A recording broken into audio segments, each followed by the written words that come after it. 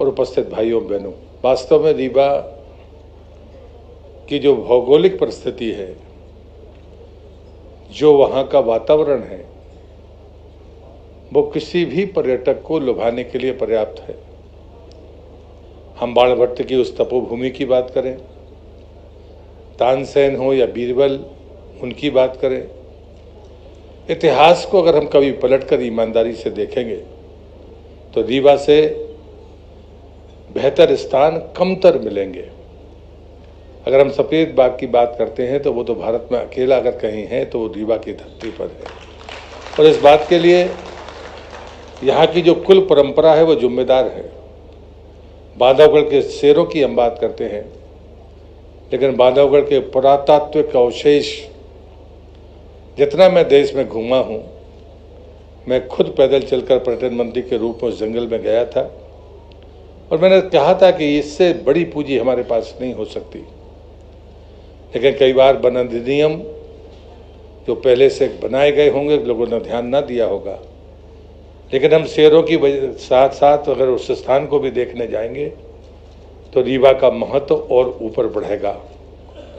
उसलिए प्राकृतिक दृष्टि से नदियाँ हों, पहाड़ हों, जंगल हों, हमारे यहाँ की प्लांट वैरायटीज़ हों, हम सभी मामलों में एक उत्कृष्ट स्थान रखते हैं। पहले हमारे सामने संपर्कशीलता की कमी थी, आज रेल भी है, हवाई जहाज भी है, और आज भी जो लोग आए हैं, जो बातें मैंने माननीय मुख्यमंत्री से 1-to-1 में बात करते समय सुनी है, मैं यहाँ का प्रभारी मंत्री होने के नाते गौरवान्वित हूँ और आप सबको आश्वस्त करता हूँ कि मध्य प्रदेश सरकार ने इन 1.5 वर्षों में, और खासकर मुख्यमंत्री जी के नेतृत्व में, अगर ये 1.5 वर्ष किसी बात के लिए जाने जाएंगे तो वो उद्योगपतियों से इसी संवाद के लिए जाने जाएंगे जो हर संभाग में जाकर उसकी विशिष्टता को लोगों ने नज़दीक से देखा।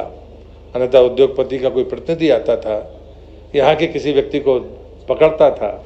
और उसके आधार पर अपने फैसले लेता था। ये पहला अवसर है जब मध्य प्रदेश के संभाग स्तर पर देश के और देश के बाहर के उद्योगपति और वो संगठन जो टूरिज्म और कल्चर के लिए काम करते हैं, उन्हें मध्य प्रदेश की विशिष्टताओं को नज़दीक से देखा है, जिसका लाभ आज मिलता है। पहले हम सिर्फ आंकड़े बताते थे, लेकिन हम एक समिट के बाद दूसरी समिट के बीच ही हम उसका सुनते हैं कि भूमि पूजन भी हो गया और काम आगे बढ़ गया। ये विश्वसनीयता मध्य प्रदेश सरकार की है और इसलिए मैं आप सबसे विनती करता हूँ, आइए एक कदम और तेज़ी से आगे बढ़ाकर मध्य प्रदेश के इस पर्यटन के नक्शे पर आप भी अपनी उपस्थिति दर्ज करिए। बहुत बहुत धन्यवाद। भारत माता की जय।